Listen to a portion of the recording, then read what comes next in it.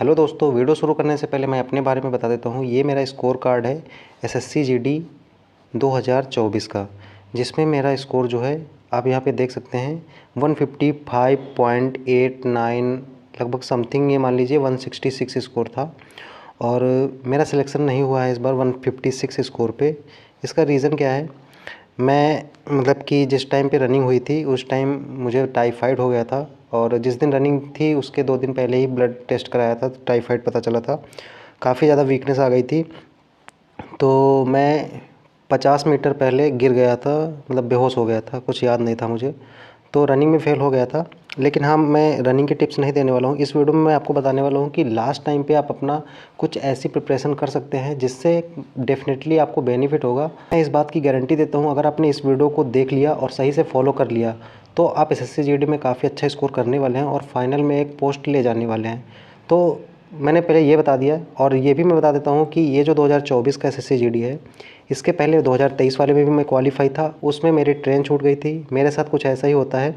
और उसके पहले वाला जीडी भी जब लिस्ट पैटर्न पे नहीं होता था, यानी कि 2021 वाला जो 100 नंबर का पेपर होता था, उसमें भी क्वालिफाई था। उसमें पैर में फ्रैक्चर कुछ आ गया था, तो मैं उसमें रनिंग में नहीं जा पाया था। तो ये तो हो गई मेरी बात, और इसी रीज़न से मैं 3 बार से एग्ज़ाम निकाल रहा हूँ। 3 बार से कुछ ना कुछ दिक्कत आ जाती है, और सिर्फ इसी एग्ज़ाम में नहीं, including SSC GD, including UP police मैं 27 प्लस एग्ज़ाम्स क्वालिफाई कर चुका हूँ। ठीक है, तो मुझे इतना नॉलेज है कि मैं आपको इस बारे में बता सकता हूँ कि कैसे एग्ज़ाम को क्वालिफाई करना होता है। ये एसएससी जीडी वगैरह के बारे में तो मैं काफ़ी अच्छे से बता सकता हूँ। और इस बार एसएससी जीडी का ये मैं यहाँ पे एक मॉक का स्कोर यहाँ पे आपको दिखाने वाला हूँ, जो कि मैंने सिर्फ इसलिए दिया था कि मैं आप लोगों को ये बता सकूं।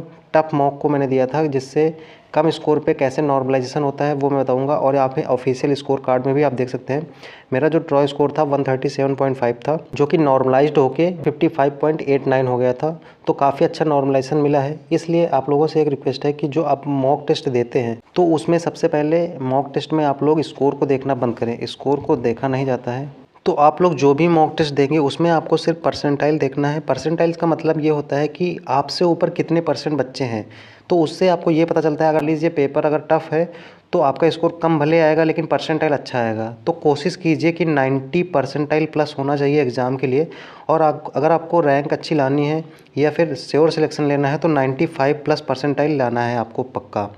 तो मैंने एक मॉक दे के देखा है। मैं आपको बता देता हूँ कि इस बार मैंने एसएससी जीडी का फॉर्म नहीं भरा है। मेरी एज अभी है और अभी मेरी एज ज़्यादा हुई भी नहीं है, लेकिन मैंने फॉर्म नहीं भरा है इसलिए क्योंकि मेरे साथ हर बार कुछ ना कुछ दिक्कत आ जाती है। तो मैंने सोचा कि शायद एसएससी जीडी मेरे लिए नहीं बना है, तो मैंने उसको छोड़ दिया है। और अब मैं सिर्फ इसलिए मैं आपको यहाँ पे गाइड कर पा रहा हूँ। और इस बार मैंने कोई फॉर्म भी नहीं भरा है, ना ही मैं मॉक टेस्ट लगाता हूँ। सिर्फ एक मॉक टेस्ट आपको समझाने के लिए मैंने लगाया है, उसके बारे में आपको स्कोर कार्ड दिखाऊँगा कैसे 99 प्लस परसेंटाइल लाया है मैंने, जबकि उसके लिए कुछ भी प्रिपरेशन नहीं कर रहा हूँ। तो सबसे पहले यहाँ पे देख सकते हैं शिवोम। आप चैनल पे नाम जो है, चैनल का नाम जेन्युइन बैंक है, ऑफिशियल नाम जो है वो शिवोम ही है। ठीक है, ओबीसी से हूँ। आप यहाँ पे देख सकते हैं रोल नंबर है, आप चाहे तो रिजल्ट में भी चेक कर सकते हैं सारी चीज़ें। डिस्ट्रिक्ट मेरा रायबरेली है, आप यहाँ पे इतनी सारी चेक कर सकते हैं। और ये इतना इंपॉर्टेंट नहीं है, मैं इसलिए बता रहा हूँ कि जिससे आपको ये भरोसा हो सके कि हाँ, आपको जो बता रहा है मैं कुछ गलत नहीं बताऊँगा। तो मेक श्योर आप फॉलो कर सकते हैं इसको और डेफिनेटली फ़ायदा होगा। तो अब वीडियो को शुरू करते हैं। हेलो दोस्तों, मेरा नाम है मयंक। मैं एक बार फिर से एक नए वीडियो पे आप सबका स्वागत करता हूँ। एसएससी जीडी एग्ज़ाम के लिए लास्ट टाइम पे क्या कर सकते हैं जिससे काफ़ी अच्छा स्कोर आए, तो वो इस वीडियो में डिस्कस करने वाले हैं। तो बिना किसी देरी के वीडियो को कर लेते हैं शुरू।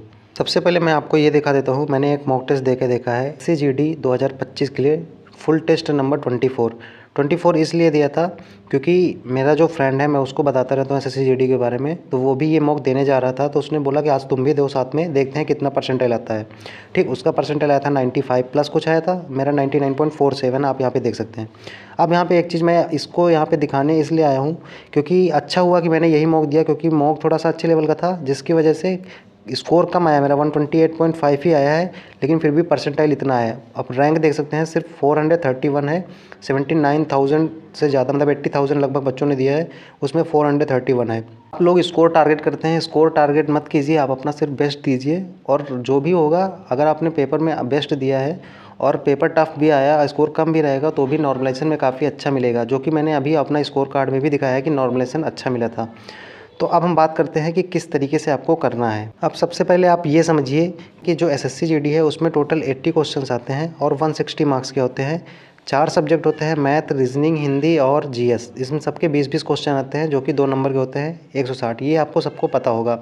अब यहाँ पे बात करते हैं, जब आप मॉक देंगे तो अभी तक आप लगभग मानते हैं कि कम से कम 10 प्लस मॉक आपने दे लिए होंगे। इतने मॉक आप दे चुके होंगे। मैं इतना एक्सपेक्ट करता हूँ, अगर आप सीरियस एस्पिरेंट हैं, अगर आप अच्छे से प्रिपरेशन कर रहे हैं तो इतने मॉक तो आप दे ही लिए होंगे। सबसे पहले आपको करना क्या है कि आपको यहाँ पे ये ऐसी स्क्रीन दिखेगी जब आप एग्ज़ाम पे, मैं यहाँ पे सीजीएल का दिखा रहा हूँ क्योंकि मैं सीजीएल के लिए मॉक देता रहता हूँ और जीडी के लिए नहीं देता हूँ। मैं यहाँ पे, क्योंकि अभी मेरा टेक्स्ट बुक का सर्वर डाउन हो गया था जिस टाइम मैं वीडियो रिकॉर्ड कर रहा हूँ, इसलिए मैंने यहाँ पे मेरे पास स्क्रीनशॉट पड़ा था तो मैं ये दिखा रहा हूँ। अब यहाँ पे बात करते हैं, जैसे मैं आप मान लीजिए आप जीडी का मॉक टेस्ट खोलेंगे, जो भी आपने मॉक दिए होंगे उसमें सबसे पहले आपको क्या करना है कि जो क्वेश्चन आप चेक कीजिए कौन से क्वेश्चन आपके छूटे हैं, कौन से क्वेश्चन गलत हुए हैं। मान लीजिए कोई क्वेश्चन में सिली मिस्टेक हुई है तो उसे कॉपी बना लीजिए सिली मिस्टेक की, क्या चीज़ गलती की है। 2 गुणे 2 करना था, आप उसमें 2 + 2 कर दिए, या फिर 2 दूनी 4 होता है, 2 दूनी आप 3 कर दिए। ऐसी होती हैं सिली मिस्टेक बहुत सारी, तो उसको एक कॉपी में नोट करते रहिए और हर मॉक देने से पहले उसको एक बार पढ़ लीजिए केवल, कि आपको ये गलती नहीं करनी, उससे दिमाग में आपके छप जाएगा। अब आपको क्या करना है, जो भी क्वेश्चन आपको आए ही नहीं, यानी कि कर ही नहीं पा रहे हैं, या फिर उसका लॉजिक नहीं पता, या फिर उनके आंसर नहीं पता, तो आपको यहाँ पे एक ऑप्शन दिख रहा होगा, ये वाला आप यहाँ पे देख सकते हैं, इसको कहते हैं सेव का ऑप्शन। तो यहाँ से क्वेश्चन को सेव करना है, आपको स्क्रीनशॉट नहीं लेना है। बहुत सारे लोग क्या करते हैं, स्क्रीनशॉट ले लेते हैं और वो कभी देखते नहीं है, क्योंकि इतनी सारी इमेज हो जाती है, उसको देखने कोई देख ही नहीं पाता। तो आपको स्क्रीनशॉट नहीं लेना है, आपको यहाँ पे ये सेव का ऑप्शन दिख रहा है, इस सेव के ऑप्शन पे आपको टिक करना है। अब बाद में ये क्वेश्चन कहाँ से देखेंगे, उसका फ़ायदा क्या है मैं आपको अभी बताऊंगा। तो आप जैसे ही इसको सेव करेंगे, पहले सारे मॉक को आप देखेंगे कौन कौन से क्वेश्चन बिल्कुल नहीं आ रहे हैं, उनको आप यहाँ पे सेव कर लेंगे। आई होप इतना समझ गए होंगे। उसके बाद आपको क्या करना है, जब आप टेक्स्ट बुक खोलते हैं तो ऊपर 3 लाइन्स होती हैं और वहाँ पे ये जो 3 लाइन होती हैं इन पे क्लिक करेंगे तो कुछ ऐसा इंटरफेस आपके सामने देखने को मिलेगा। सारे ऑप्शन खुल के आ जाएंगे। यहाँ पे आप लाइब्रेरी का ऑप्शन देख रहे हैं, इस लाइब्रेरी के ऑप्शन पे क्लिक करना है। जब आप सारे क्वेश्चन को टिक कर लेंगे जो भी आपको नहीं आए हैं, जितने भी मॉक आपने दिए हैं, कम से कम 10 मॉक तो दे ही लिए होंगे, ठीक। अब लाइब्रेरी के ऑप्शन पे क्लिक करने के बाद, अभी मेरा टेक्स्ट बुक का सर्वर थोड़ा सा स्लो है तो इस वजह से मैं यहाँ पे आपको दिखा नहीं पा रहा हूँ कैसा इंटरफेस आता है। तो जब आप ऑप्शन को उसमें खोलेंगे तो ऐसे एक बॉक्स बन के आएंगे, इसमें अलग अलग ऑप्शन बन के आएंगे, सारे कॉलम, यानी मैथ का अलग आ जाएगा, इंग्लिश का अलग आ जाएगा, जीके का अलग हो जाएगा। तो जितने भी सब्जेक्ट हैं, पहली चीज़ तो सब्जेक्ट वाइज अलग अलग हो जाएंगे, यानी कि जितने भी क्वेश्चन आपने टिक किए, मैथ के अलग हो जाएंगे, रीजनिंग के अलग हो जाएंगे, हिंदी के अलग, जीएस के अलग, सारे क्वेश्चन सब्जेक्ट वाइज अलग अलग हो जाते हैं। अलग होने के बाद आपको जो भी क्वेश्चन उसमें टिक करना है, उसके बाद वो टॉपिक वाइज भी अलग हो जाते हैं, यानी कि कौन सा, जैसे मैथ में कंपाउंड इंटरेस्ट का है, कौन सा हाइट एंड डिस्टेंस का है, कौन सा समय चाल दूरी का है, कौन सा प्रतिशत लाभ का है, परसेंटेज का है। तो सारे टॉपिक वाइज भी अलग हो जाता है, अपने आप अलग हो जाता है, आपको कुछ भी नहीं करना होता है। फिर आप ये देखिए कि कौन से चैप्टर के सबसे ज़्यादा क्वेश्चन आपके गलत हुए हैं, ठीक है। यहाँ पे इसके बाद आपको करनी होती है रिवर्स इंजीनियरिंग। ये मेथड होता है, इसमें क्या होता है, जब आप देखेंगे कि जिस चैप्टर के क्वेश्चन ज़्यादा गलत हुए हैं, यानी कि लगभग हर मॉक में आप उस टाइप का क्वेश्चन गलत ही कर देते हैं या फिर छोड़ देते हैं, तो आपको सबसे पहले जाना है यूट्यूब पे, जो भी टीचर से आप पढ़ रहे हैं, किसी भी टीचर से आपको करना क्या है, उस टीचर से उस टॉपिक को कवर कर लेना है। यानी कि मान लीजिए आपका कंपाउंड इंटरेस्ट के क्वेश्चन हर मॉक में गलत हो जा रहे हैं, तो आपको करना है यूट्यूब पे जाना है, कंपाउंड इंटरेस्ट की कोई भी एक वीडियो देख लेना है और देख लेने के बाद उसके 50 सवाल कम से कम लगा लेने हैं। एक दिन में एक टॉपिक को आप ख़त्म कर सकते हैं, ठीक है। और सबको सभी टॉपिक में दिक्कत नहीं होगी, आपने इतना तो पढ़ ही लिया होगा, कुछ टॉपिक में दिक्कत आ रही होगी, ठीक है। ऐसा ही जीएस में भी है, जीएस में जो भी क्वेश्चन गलत होते हैं बस उनको पढ़ते रहिए, उनके बारे में जो एक्सप्लेनेशन है उनको पढ़ते रहिए। और अगर किसी विशेष टॉपिक पे बार बार दिक्कत आ रही है तो उस टॉपिक को जाके यूट्यूब पे कवर कर लीजिए या फिर किसी बुक से कवर कर लीजिए। ऐसे ही अगर आप 10 दिन 7 दिन कर लेते हैं, आप यकीन मानिए मैथ के जो 5-6 टॉपिक आपके गलत होते हैं, 5-6 दिन में 7 दिन में आपके टॉपिक वो कवर हो जाएंगे और उसके बाद जब आप मॉक देंगे तो आपके वो टॉपिक गलत नहीं होंगे और आपका स्कोर काफ़ी अच्छा आएगा। इसको कहते हैं रिवर्स इंजीनियरिंग मेथड। और इस सेव वाले ऑप्शन का फ़ायदा ये होता है कि आप जो भी क्वेश्चन को सेव करेंगे वो चैप्टर वाइज, टॉपिक वाइज और सब्जेक्ट वाइज अलग अलग हो जाता है, तो आपको ढूंढने में आसानी होती है और करने भी एकदम एग्ज़ाम के टाइम एग्ज़ाम की तरह ही माहौल मिलता है। तो इस तरीके से आप कर सकते हैं। ये चारों सब्जेक्ट के लिए, चाहे वो मैथ हो, चाहे वो रीजनिंग हो, चाहे वो जीएस हो और चाहे वो हिंदी हो, इन सभी के लिए कर सकते हैं। और सिर्फ इसी के लिए नहीं, हर एग्ज़ाम के लिए। अब मैं आपको और भी बता देता हूँ, जैसे कि इसमें आता है रीजनिंग सब्जेक्ट।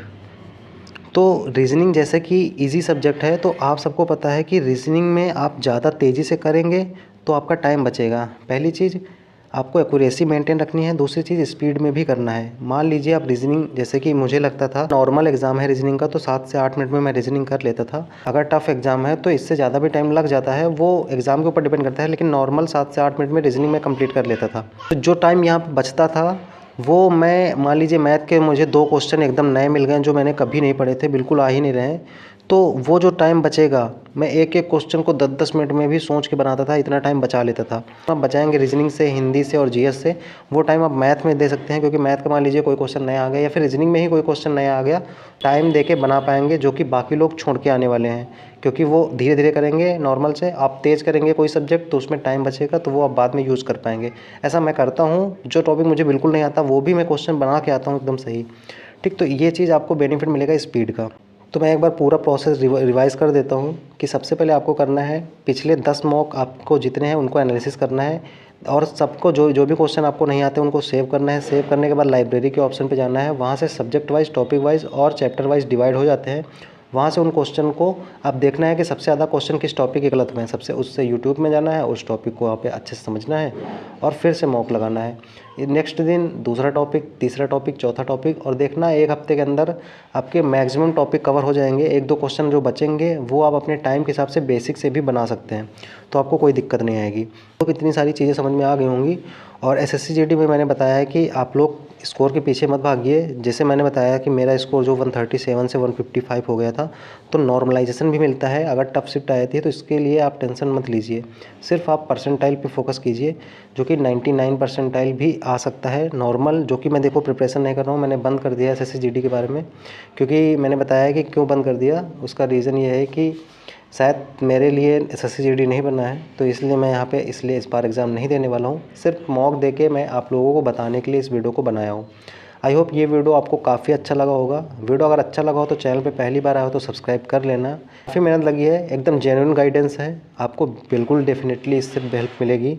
वीडियो को लाइक ज़रूर कर देना और अपने दोस्तों के साथ शेयर ज़रूर कर देना। मिलते हैं किसी नेक्स्ट वीडियो पर, तब तक के लिए प्रिपरेशन करते रहिए, खुश रहिए, मुस्कुराते रहिए। जय हिंद।